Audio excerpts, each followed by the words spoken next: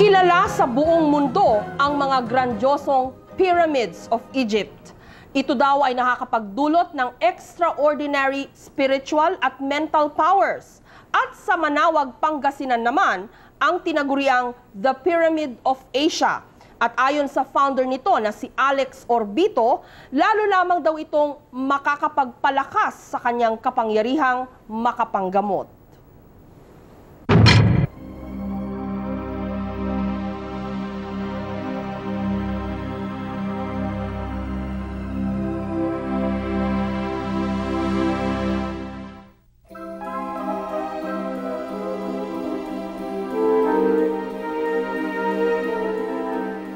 Kamangha-mangha ito ang mga pyramid ng Egypt.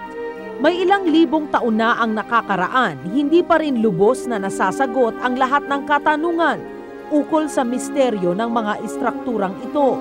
Alam mo, pagka nagpunta ka ron, no, sa Egypt mismo, kahit na nasa labas ka pa lamang nung pyramid, magugulat ka na na iba na ang maramdaman mo dahil napakalaki massive. Para bang una mong iisipin, paano nagawa nito? Sinong gumawa nito? Imagine, this was built mga 2,500 before Christ, no? Noon pa man, pinaniniwalaan ng mga Egyptians ang kapangyarihan ng mga pyramid. Tulad ng kapangyarihang mapangalagaan ang bangkay ng kanilang mga pharaoh at pari. O di kaya ang kapangyarihang mapreserba ang mga pagkain. At higit sa lahat, ang kapangyarihang makapagpagaling ng mga may sakit. May mga geometrical shapes na nagpo-produce ng different types of energy. Like a cone, triangle, ganyan, ano. Mga solids, merong energy yan. Now, the pyramid has been shown to generate a special kind of cosmic energy na very powerful. May 20 taon nang pinag-aaralan ni Jaime Licauco, isang paranormal expert, ang lakas na taglay ng mga pyramid sa Egypt. Ayon kay Licauco, hindi malayong may enerhiya ring makapagpagaling ang pyramid na itinatayo ngayon sa Manawag, Pangasinan. The Pyramid of Asia na itinayo ng healer na si Alex Orbito ay similar to the Pyramid of Egypt in its shape, no? And possibly in its effects, no? Possibly I said in its effect. Pero malaki ang kaliitan kumpara mo sa napakalaki kasi ng Egypt's pyramid, no? Isang kilalang faith healer si Alex Orbito. Dahil umano sa mga donations, nagawa niyang ipatayo ang pyramid at chapel sa loob ng kanyang vacation resort sa Pangasinan. Si Orbito ngayon ay nasa Amerika. Ang kanyang assistant si Melvin Albior ang humarap sa Brigada 7. It really came from the dreams of Mr. Orbito, long before he knew about geometric figures. Sa panaginip niya, nakita niya ang pyramid. Hindi niya alam kung ano talagang pyramid. Ayon kay Albior, bagamat maliit ang pyramid kumpara sa mga nasa Egypt, mas malaki naman ang looban nito. Ang German pyramidologist at architect na si Dieter Lover ang siyang may disenyo ng Pyramid of Asia. 5 taon niya munang ni-research at pinag-aralan para perpekto ang sukat nito. Para namang pagtignan nyo, sir, parang regular lang siya na kwarto. Yes. But pag nag-concentrate ng energy, especially when the rooftop is complete, medyo delikado rin ng konti. Ayon sa mga pag-aaral, dahil umano sa lakas ng enerhiya sa loob ng mga piramid na tulad nito, ang isang tao ay hindi maaring tumagal sa loob ng mahigit sa 11 minuto. Baka hindi daw makayanan ang kanyang katawan ng enerhiya at siya'y mawalan ng malay. Maari rin daw ma-overcharge ang mga pasyenteng mahina ang puso. Ayon din kay Licauco, ang lakas ng pyramid ay nanggagaling sa hugis nito at hindi sa sinag ng araw tulad ng inaakala ng marami. Yun ang ano yan. There's nothing magical about it, no? It can be explained by the energy configuration kasi we are made up of electromagnetic energy anyway, you know. And the pyramid generates electromagnetic energy. No? So pagka na-align ka ron, it can help you rebuild your cells. Ang pinakamalakas na parte raw ng pyramid ay ang sentro. Dito itinayo ang isang balon. na ayon kay Albior ay maituturing na healing water. How can we say na healing water po ito? Ano yung basis na bakit po ninyo tinatawag na healing water? Pyramid energy has the power to transform, to preserve, to cleanse, to purify. So directly 24 hours na bobombard ng psychic or cosmic energy yung tubig na yan, and therefore magnetize yan or energize the water. Di pa man tapos ang pyramid, ngayon pa lamang raw ay may enerhiya ng taglay ang balon. Pina-stay niya ako doon for about 5 minutes. Na sabi niya, 5 minuto ka dyan tumagal. Sa tapat na tapat ng balon. Pagdating ko doon sa taas, talagang hingal na hingal ako dahil napakataas eh. Talagang nakakapagod. Ganun. Pero after 2 minutes or 3 minutes na stay ko doon, nag-iiba yung pakiramdam ko. May taas na 10 metro o 40 talampakan, gawa lamang sa kahoy at bato. Bawal raw gumamit ng anumang uri ng metal, nakakaapekto sa enerhiya. Ni isang pako ay wala. Puro glue lang at saka yung wood nail. So ito po nagdadala lahat nito, ng kabuuan nito, especially the main beam. Hindi lang yon. Para maging mabisa ang enerhiya sa pyramid, kinakailangang nakahanay raw ito sa Pyramid of Giza sa Cairo. Sa harapan naman ng pyramid ilalagay ang mga kable para sa lightning rod. The pyramid is an energy building. Yes. So, it must be protected from lightning stroke or else the building will explode. So, there must be a lightning rod. Karamihan sa mga kabilang sa construction ng pyramid ay mga followers ni Orbito. Tulad ni June, pinagamot niya kay Orbito ang anak niya na blue baby. Ngayon, okay na raw. Nung in-start pa namin to, bali ako nang nag-umpisa nito. Hanggang itayo namin itong pyramid. At saka naniniwala din ako sa power ni Reverend Orbito. Kaya ang aabutin nito, aabot ng close to 4. 4 million? Yeah. Okay. Saan ang gastos karaniwan? Bali sa pundasyon na rin, tapos sa lower din. Actually, itong main beam na lang, umabot na ng milyon to yung malalaking kahoy. Hindi pa kabilang sa 4 na milyong piso ang chapel na nasa likod ng pyramid.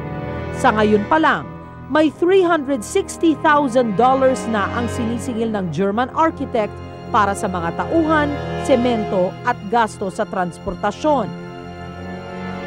Sulit naman kaya ang mga donasyong ito? Siyensya o paniniwala? Mabisa kaya ang Pyramid of Asia? Ang healing power na makakapagpagaling daw sa kahit na anong uri ng sakit sa pagbabalik po ng Brigada 7.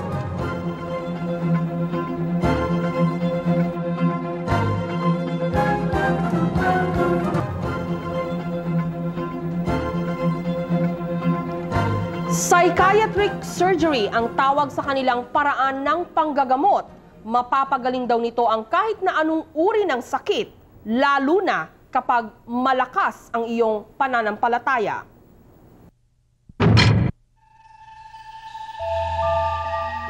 May higit sa 30 taon nang nanggagamot si Alex Orbito. Hindi lang basta-basta faith healer si Orbito. Siya'y isang psychic surgeon o nakakapag-opera umano gamit lamang ang kanyang mga kamay. Ito yung katutubong pamaraan ng panggagamot ating bansa. Tayo lamang sa Pilipinas ang nakakagawa nito. Sa buong mundo, walang nakakagawa ng bare-handed psychic surgery na tulad ng paggawa ng ating mga psychic surgeon sa Pilipinas. Ang grupo rin ng mga psychic surgeons ni Orbito ang nagpapatayo ng isang pyramid sa Manawag, Pangasinan na umano'y makapagpapagaling ng iba't ibang uri ng sakit. Makakatulong din daw ang pyramid sa pagbibigay sa mga psychic surgeons ng lakas para makapanggamot. Well, in the first place kasi hindi ito kamukha ng surgery na physical. Kaya walang trace, walang sakit dahil hindi physical. It is happening on another level of our being, which is on the etheric or energy level of man, no? Kaya mahirap eksplika at mahirap talagang paliwanag at mahirap paniwalaan ng karamihan, lalo ng mga scientifico at saka mga mediko, dahil ito ay kakaiba at hindi ito pinag-aaralan sa mga eskwela. Si Nieves Lupas ay isang psychic surgeon kabilang sa grupo ni Orbito. Ito ay isang healing session ng isang lalaking nahihirapan daw huminga. May plema sa baga. Walang gamit na anumang instrumento. Sinipsip ni Nieves ang mga bahagi ng katawang pinaniniwalaan niyang may plema.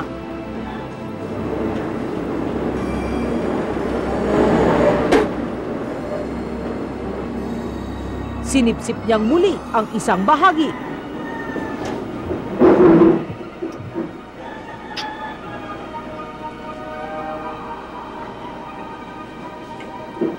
Pinangangan namin si Nieves. Mukhang wala namang nilalaman ang kanyang bibig. Ngunit pagkatapos noon, hindi na niya sinipsip ang likod ng pasyente. Okay na raw ito. Iyan ho ang sakit ng likod niya kasi pag umuubo, naiipon, ayun, nagkaroon ng hanggang tumigas yung plema. So for the sake of our viewers, ano po ito? Ayun nga ho yung plema na tumigas. Naglakas loob akong subukan ito. Ipinakita ko sa kanya ang nananakit na kaliwang bahagi ng aking balikat. Sinipsip din ni Nieves ang aking balikat. Ang lumabas, inakala kong may dugo at lamang masisipsip. Ngunit, Ano po ang lumabas sa aking balikat? Lamig. Wala po siyang parang dugo.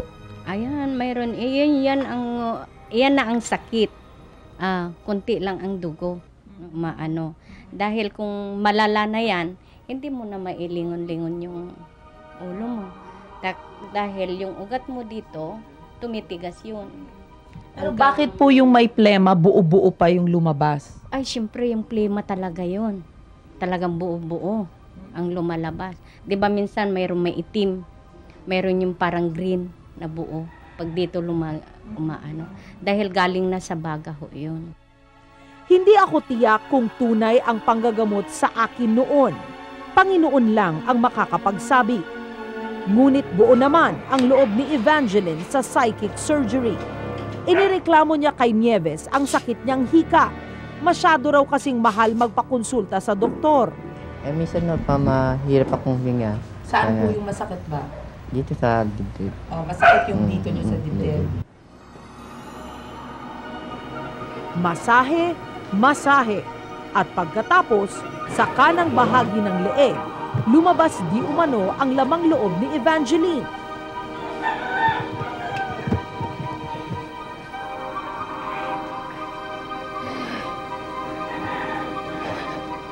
Hindi natin maiiwasan na hindi paniwalaan ang mga bagay na ito because the process defies all known laws of science, known laws of medicine, known laws of physics, known laws of chemistry. All of these things defy the common sense and logic and scientific laws. Natural na pagdudahan ng mga tao. Hindi lang yon ang dahilan. Kung merong mga totoong psychic healers, merong ding mga peke. Ilang taon na ang nakakaraan nang mahuli ng Brigada 7 ang psychic surgeon na si June Labo na nandadaya habang nagsasagawa ng isang surgery. Nahuli ng kamera na meron ng nilalaman ang mga kamay ni Labo bago pa man niya hawakan ang pasyente. Aminado si Melvin Albior, miyembro ng Philippine Healer Circle, na kung minsan talagang namemeke ang ilang mga healer dahil sa dami ng pasyente at laki ng pera. Maski ikaw genuine, ang energy mo na-drain pag marami kang pasyente. So isa lang mo na ikay magpahinga. Para kang baterya mag-recharge ka. Ngunit ayon kay Linda Santa Mateo, di mo rin matansya. 1992 nang magpagamot siya kay Labo. Yung findings ng doktor, nakita may bone fracture tapos may durog-durog na buto. Nung sabi nga ng doktor, kailangan operahan agad yan. No? Tapos, paano magduduktong yan? Sabi ko sa doktor, duduktong daw ng bakal. Yung ganun ni June Labo, hindi ako nagtatanggal ng durog na buto Nagbubuo ako ng buto. Matapos umano ng healing session, bumalik si Linda sa doktor. Sa x-ray, lumabas na buo na ang kanyang mga nadurog na buto. At ang dati niyang kamay na walang kabuhay-buhay ay malakas na ngayon. Si Yolanda naman ay nagpatanggal ng pigsa sa gilagid kay Alex Orbito. Pag-uusap lang kami na ganyan, ginanon lang niya yung finger niya, hindi niya pinabukas sa akin ang bibig ko. Ginanon lang yung ganun ang finger niya, tapos nilagay niya dito ko sa ano. And it was a yellowish, greenish, oval na ganyan. Matigas po? Hindi. Yung parang malambot, parang meron siyang lalagyan. Ganon. Pagkatapos the next day, I went back to the dentist. Pinakita ko sa kanya. Sabi niya, what happened? Sabi gano'n niya. Ba't wala na? Bagamat mahirap paniwalaan at ipaliwanag ang psychic surgery, hindi maikakailang lumalaki ito at dumarami ang mga fake healers sa Pilipinas. Sa darating na Nobyembre, dito pa nga sila lahat magkikita-kita at kukuha ng lakas sa itinatayong pyramid sa Manawag, Pangasinan. Pero hindi tamang sabihin lahat peke. Hindi rin tama sabihin na lahat totoo. So kaya up to na controversial pa ito eh. It's not all fake, it's not all true. There are some that are true, there are some that are fake. Katotohanan o kalokohan? Marahil pagdating sa panggagamot, pruweba lang ang kailangan. Para sa Brigada 7, ako si Karen Davila, reporting. Sa kabila ng pagsulpot ng mga makabagong teknolohiya, marami pa rin ang naniniwala sa mga faith healers. Siguraduhin lang po ninyo na hindi sila mga fake healers. Susunod, may posibilidad bang lilindol dito sa Pilipinas na singlakas ng killer quake na tumama sa Taiwan? Sa pagbabalik po ng Brigada 7.